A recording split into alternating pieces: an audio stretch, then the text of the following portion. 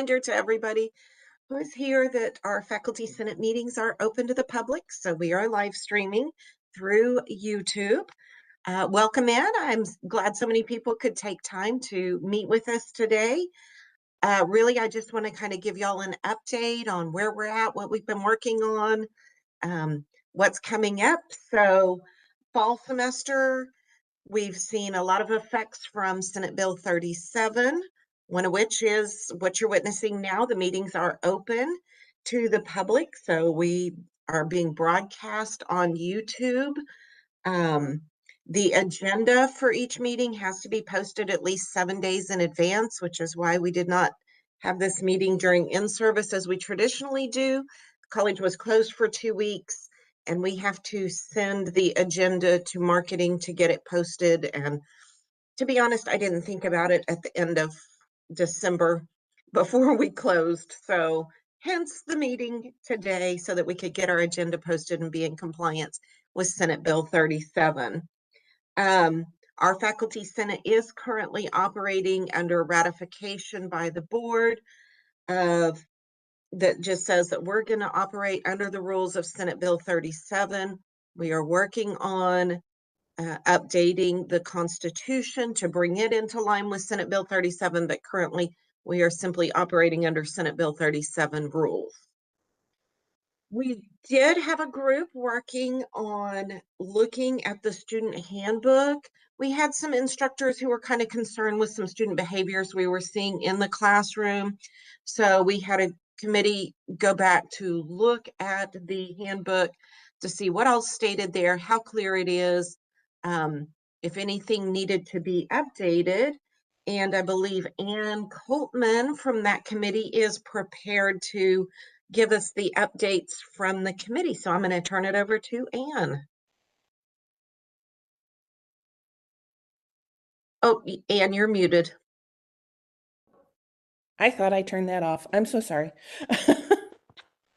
All right. So you missed my joke. It's all right.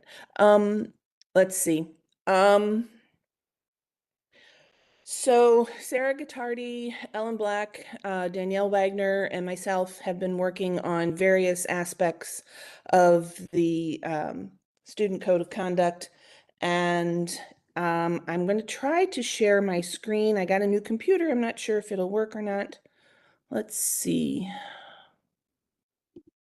Where did it go?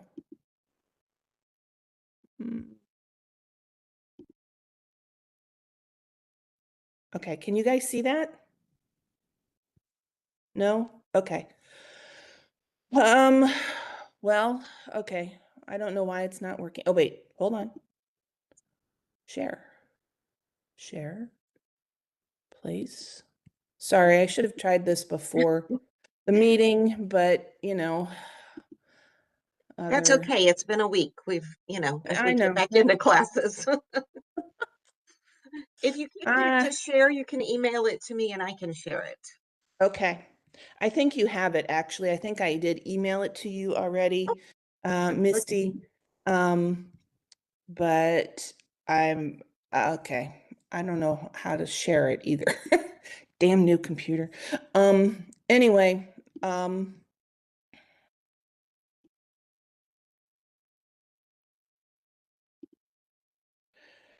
right. What I'm probably, let's see, I've got my iPad going and stuff. Before I get to that, and I'll figure it out in a minute. You probably shouldn't have started with me.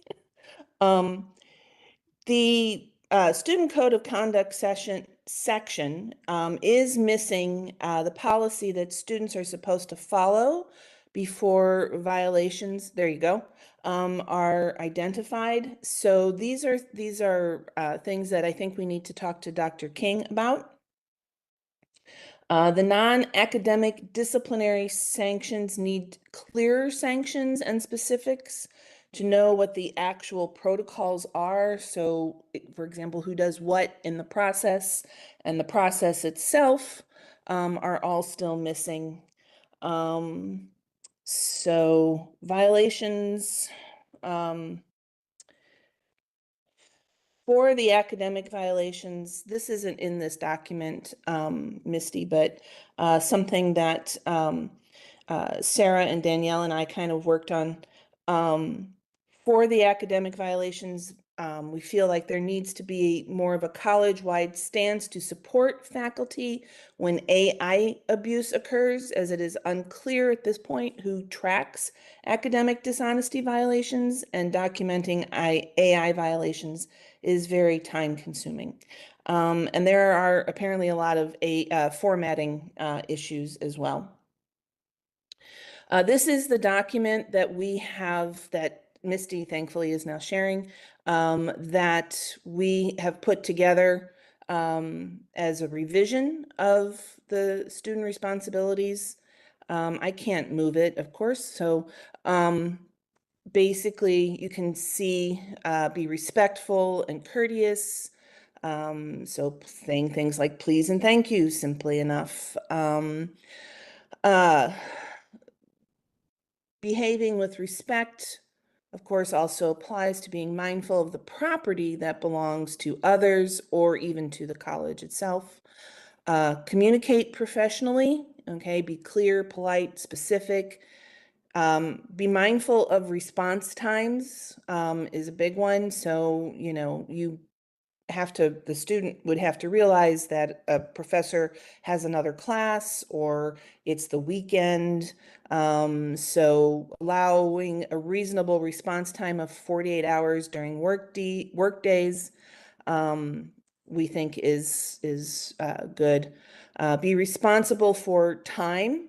Of course, being on time for appointments and meetings, but also class. Be mindful of shared spaces. These are just sort of what you would expect to think of as common sense. Anyway, if you could move up a little bit, Misty, I'd appreciate it. So how to be a successful student. Again, some of these things you wouldn't think we need to spell out, but uh, arrive on time and stay for the entire class, right? So definitely commitment to class time shows that you are respecting your professor and your peers. Communicate proactively about absences. If you know that you have a doctor's appointment that you cannot change, let your professor know ahead of time. If you know that there is a religious holiday that's coming up that you are expected to be at or want to attend or whatever the case may be, please make sure that you let your professor know. Silence cell phones, put away electronic devices, and I think I would add, unless the instructor allows you to have those open for the class. Come prepared to learn. Of course, completing your assignments on time and reading. So contribute to the academic environment in a positive way. So pay attention when your instructor and or peers are speaking and take notes. Take responsibility for your learning. Asking questions is something that, I have a hard time with getting my students to ask me anything. But it should be said that students have a responsibility if they don't understand something to make sure that they are asking about that. Maintain academic integrity. Of course, that's part of our syllabus statement as well. At least it is for me. But complete your own work honestly. Give credit when using others' ideas, and then review the AI policies for each course. My syllabus, just as an example, has a specific AI statement for my course, but also includes the school-wide AI statement. And then demonstrate professionalism. Treat online classes as professional learning spaces. I think some instances have come about where online students on camera are in their pajamas or in bed, whatever. But it's worth repeating that online students should also behave as they were in a face-to-face class and come dressed appropriately.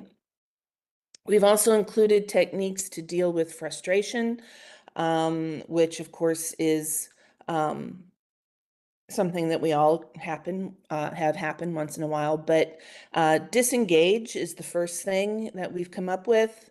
Then you guys can read all this, and until when I get everything back to normal, I can post this in the faculty senate, but I'm not going to read everything. Try mindfulness, breathing, or distractions. I sometimes teach my students a certain breathing technique that helps to reset their nervous system. So talk it out with a trusted friend. Once you are calm, then of course you can go back and revisit the problem and explain what that problem is. Then we also revamped the portion that dealt with email etiquette.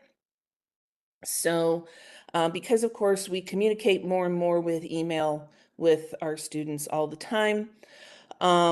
So making sure that they know to use their NCT or Canvas email to email their professors, and then addressing the instructors by the name that they used with you during your meeting. So if you go to class and your instructor says, "My name is Miss Coltman" or Professor Coltman, then you want to address your email the same way, right?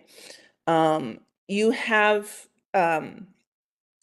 we have a mix of PhDs and non-PhDs. So if your professor is a PhD and they refer to themselves as Dr.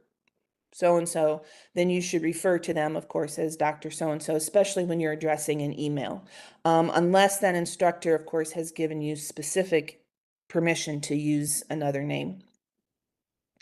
Make sure that you are including a greeting, briefly identify your topic in the subject line, make sure that you are identifying yourself. As you can see from the example, this is Jane Doe from your Chem 1411 section 400 class. And I had a question, blah, blah, blah. So your messages should also be very specific and to the point. And there's an example there for you. Keep your tone professional and neutral. If you want to scroll up a little bit more, Misty, I would appreciate it. And just some more examples of how to keep that. If you are including attachments, make sure you let your professor know that there is an attachment. End with a closing line, typically thank you. And then before you hit send, check your spell checker, right? And again, as was mentioned earlier, allow a reasonable response time, okay? If it's been 2 days, at least 2 days, then you can send another email. I think this is the end of the document. So yeah, so still some things missing. We've also had the idea that we should have e-learning, hopefully have e-learning work with us to create a short video explaining the revisions and what is expected of the student. So I just saw the message about the 15th day of the semester. I'm not sure what that's referring to. I'm sorry. Okay. We have several messages. I So know. thank you, Anne, and the whole committee for all your work. Um, as soon as y'all have completed all the changes that you want Mhm. to incorporate, we'll set up a meeting with Dr. King so Okay, that we can take these forward and hopefully sure. get them in there. Yeah, So, I but think we need to speak with him anyway about some of the things that we've identified as missing from excellent. the handbook. So, Yes. Okay. So messages from the chat.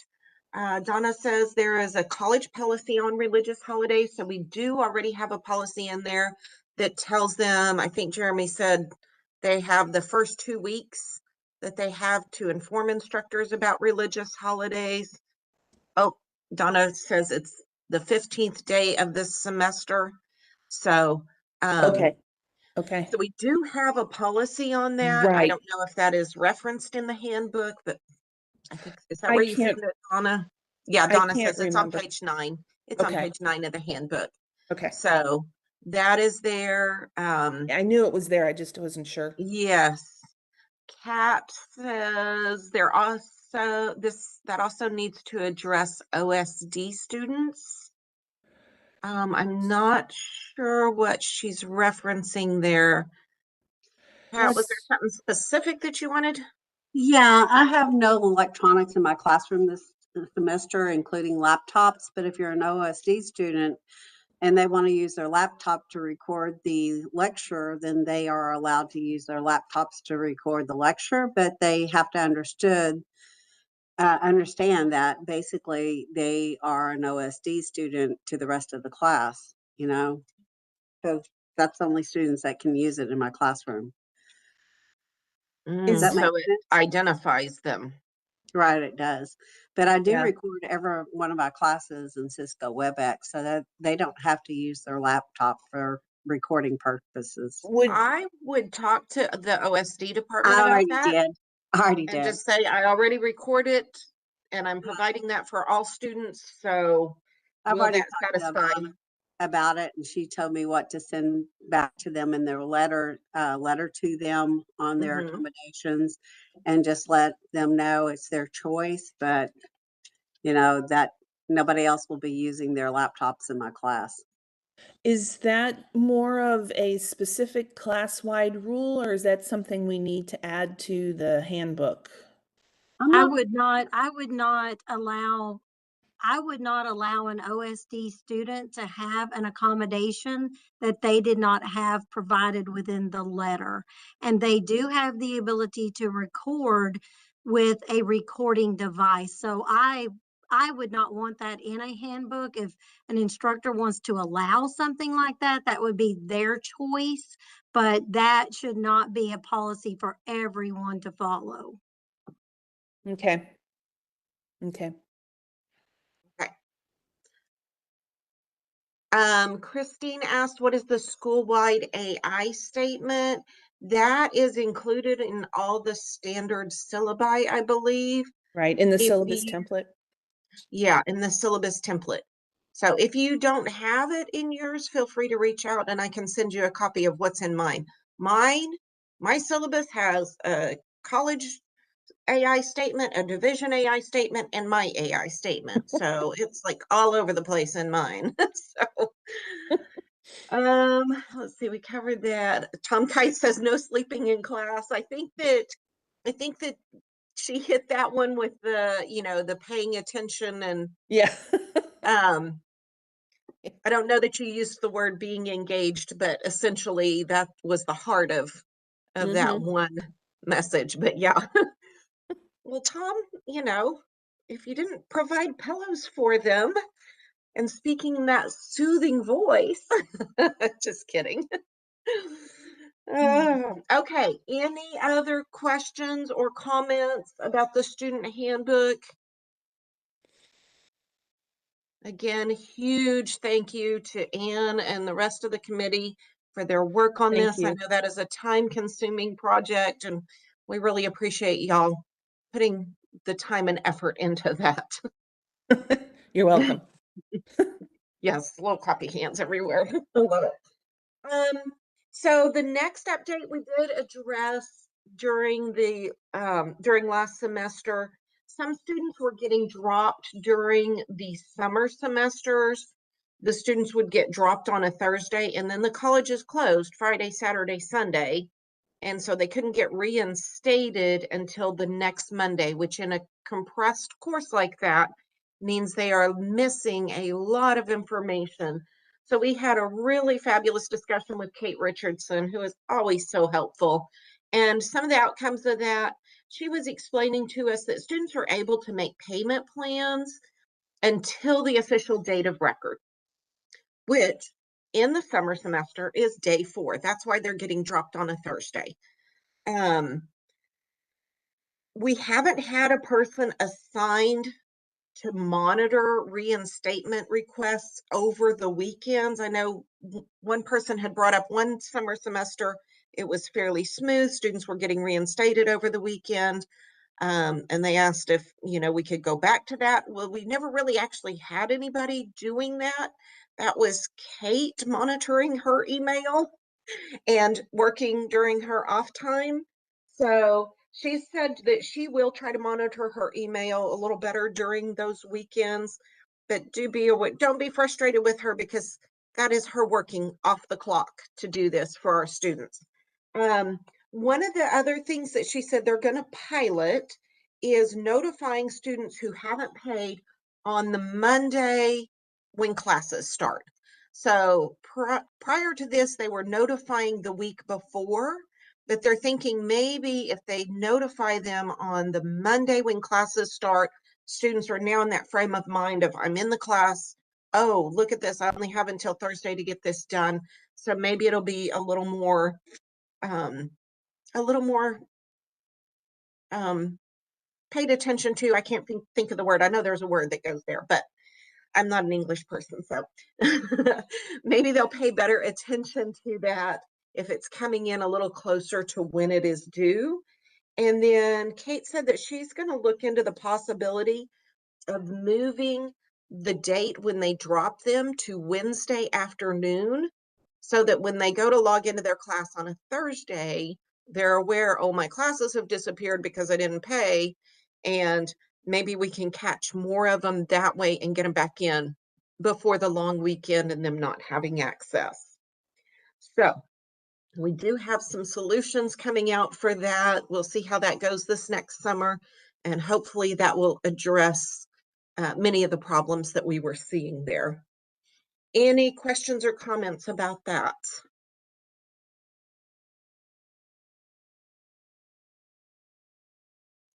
Okay. Constitutional amendments. I feel like I've been talking about this for 6 years, but it's really only been 6 months. But we worked, Jeremy Brannon, Osceola Wilson, and I, along with Doug and Jason, worked on constitutional amendments to bring our current constitution into line with Senate Bill 37. And I thought we did a fabulous job, and we had everything just how we wanted it. And we sent it to Dr. Wallace, who sent it on to the legal team for the board. And they sent back a completely new constitution, totally new. Some things were not even quite filled in. There were like spots for us to fill in, and said, hey, how about this? At which point, I said some choice words, but going through it, I mean, I can see their outline and everything, but we have gone through, Jeremy Brannon did a fabulous job going through and reworking some of that, putting our important information in.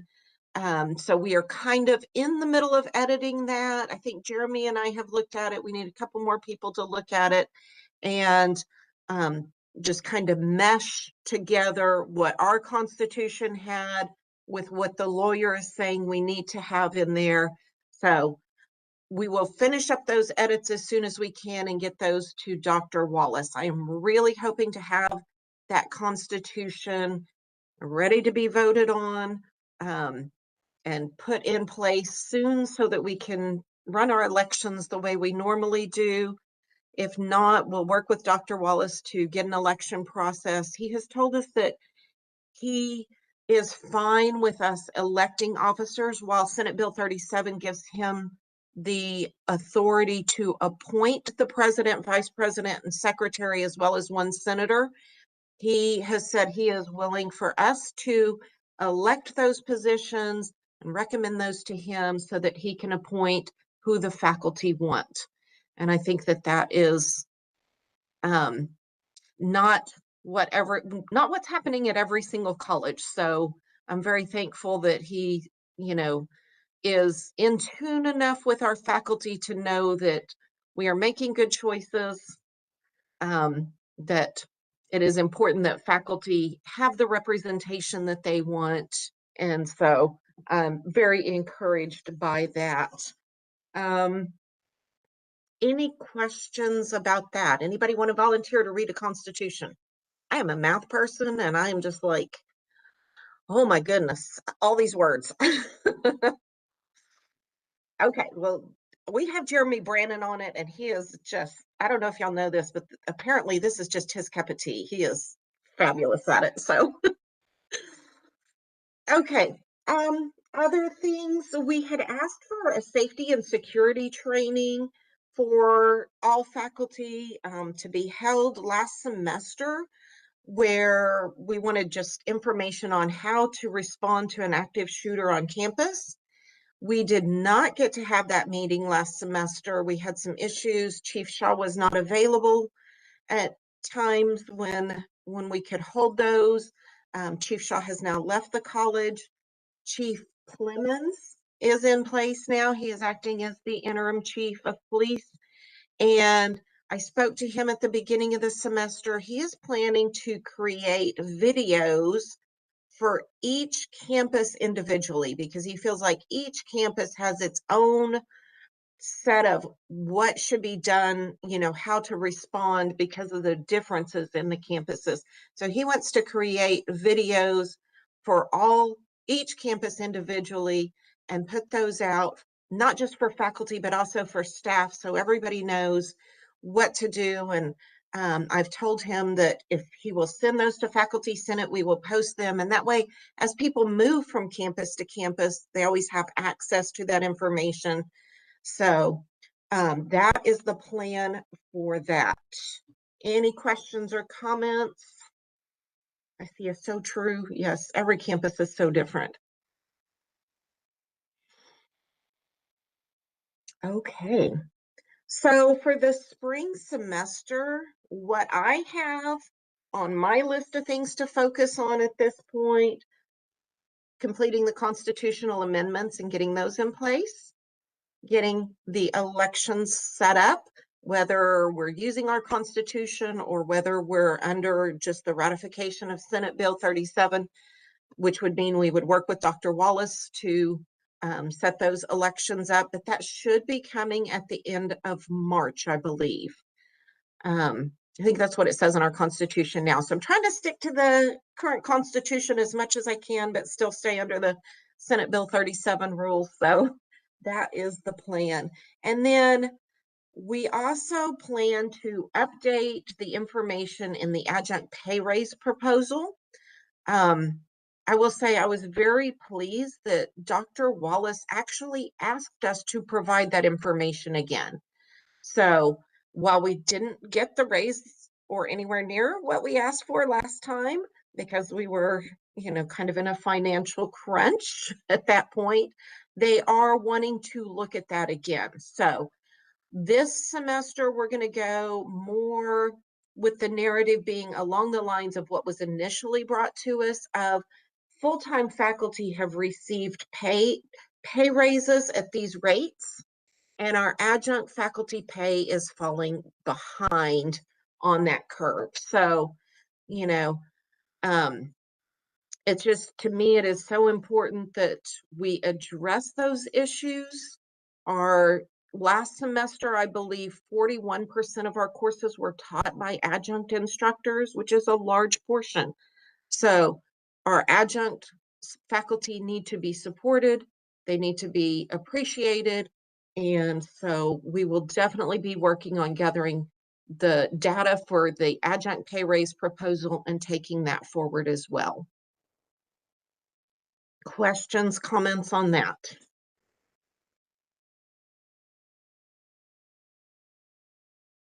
Misty, I had a quick one. The guy that used to do the institutional research, like the numbers crunching guy, he left, right? Yes, he left, and Megan Kajahari, who was working with him, also left. We now have Brian Carnes Okay. in charge of data, so that's who we'll be reaching out to get data from. Okay. I'm hoping it won't be completely reinventing the wheel, I'm hoping they left enough information behind that he can easily figure out how to do it, but we will definitely be reaching out for that data soon. Another quick thing, I remember part of the narrative also being about us not being competitive, like people actually leaving adjuncts, going to other colleges. From the letters that you received or notes from other chairs, did we actually have enough information to back up that claim this time? We really don't, because we don't Okay. do exit interviews or anything Mhm. like that. We have no data collection on why people are leaving the college or where they're going. So we didn't hit too hard on that in the original proposal because we did not have the data to say. I mean, we all feel that that's what's happening Mhm. because they can get paid much better. Um, I will say that when I presented that to President's Cabinet, the general thought was we're not going to be able to compete really with Collin and Tarrant and those colleges. Um, so I felt like maybe coming at it from more of the perspective of, full-time faculty have had a 3%, a 5%, and another 3% raise in the time that adjunct faculty have received $10 per credit hour raise. And just showing what the raise would have been if adjunct faculty were kept on the same pace as us might be a better way to go about it. And I mentioned that to Dr. Wallace, and he seemed to think that that would probably be a better tack. I agree. One other thing that I remember talking with some of the chairs about was this idea that whenever we're getting applications for these um, adjunct positions, a lot of time they're not actually qualified, and so the shrinking pool of potential qualified people may be a different way of addressing that. I don't know again if there's any tracking of that or if it just kind of goes through the system and then gets deleted at the end of the process. But that may be another angle to take it.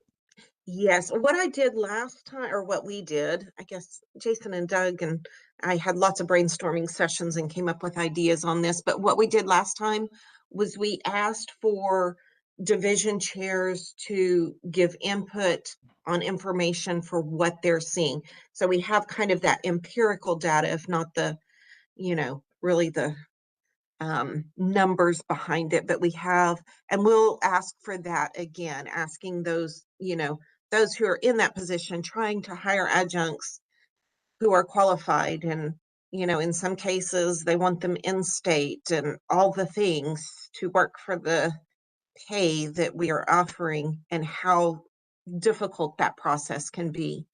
We'll also keep in there that a lot of times we get our fabulous NCTC instructors from that adjunct rank because we've seen them in action in the classroom and we've seen what they do, and then they get to move into those full-time positions. So it's not only affecting the adjunct faculty pool, it's also affecting our full-time faculty pool because if we're not getting those qualified adjuncts in, then we don't have as big of a pool to look at when we're looking at those full-time positions. Any other thoughts, questions, concerns on that?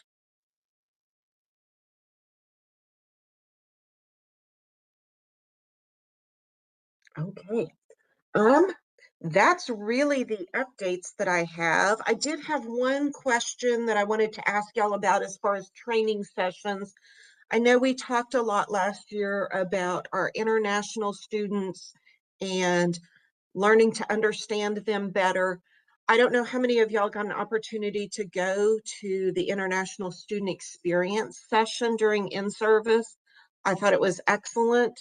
Um, but I know there weren't a whole lot of people who were in the session that I was in on the Gainesville campus. I think it was pretty early on Tuesday morning. So there may have been a good number more on the Denton campus, but I was wondering if we want to request one of our Friday training sessions to be um, something along those lines, maybe asking them to pull in some of our international students to talk to us about their thoughts, their concerns, their experience, what they're seeing.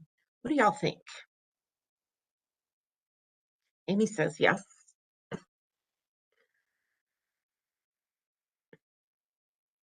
Any objections to us requesting that? Okay, I will try to get that in the works and see if we can get something maybe in place for February, for the third Friday in February. I know that our part-time advisor for the international students had fabulous information to share with us, and just her perspectives and everything were really enlightening. So I think it would be good. And if we do it on a third Friday, we can do it via WebEx. Oh, that's TCCTA's weekend. Okay, I will look at the dates and see what I can find then. See if we have the fifth Friday. I think probably third Friday in March is probably spring break. So but that way it can be offered via WebEx. We can record it. We can post it for people who can't be there, unlike the in-service sessions where you have to be in person. So I will definitely request that. Any other items that we should be considering or working on? Any concerns anybody has?